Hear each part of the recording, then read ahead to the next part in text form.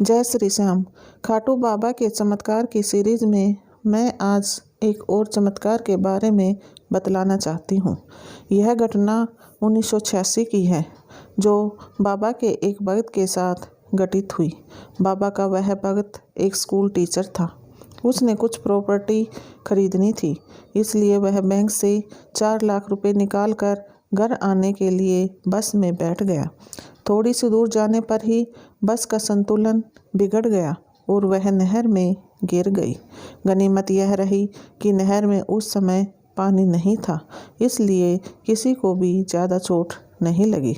जिस स्थान पर बस नहर में गिरी वहाँ पर कुछ अराजक तत्व सक्रिय रहते थे, इसलिए उन्होंने बस में लूटपाट करनी शुरू कर दी। वे सवारियों की मदद करने के बहाने उनको उठा कर ले जाने लगे और उनसे उनका कीमती सामान छीन कर थोड़ी सी दूर पर ही डाल देते। इस भक्त के साथ भी ऐसा ही हुआ।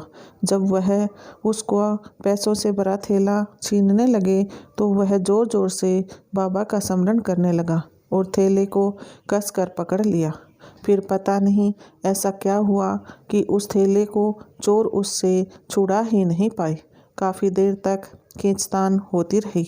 थैला छुड़ाने के लिए वे पूरा प्रयास कर रहे थे, लेकिन इस दौरान न तो थैला ही फटा और न ही चोर उसके हाथ से थैला छुड़ा पाए। वे थैला छुड़ाने के लिए उस भक्त की पिटाई भी कर रहे थे, लेकिन फिर भी थैला उसके हाथों से छूटने का नाम ही नहीं ले रहा था।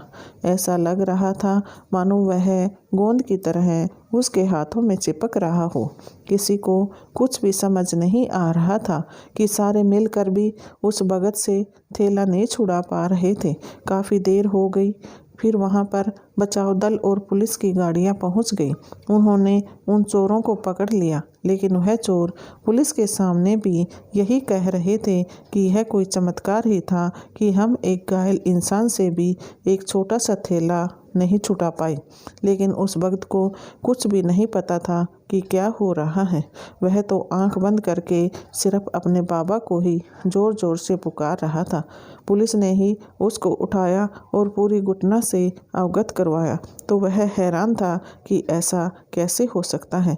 यह तो अवश्य ही मेरे बाबा का कोई चमत्कार था। जय श्री श्याम।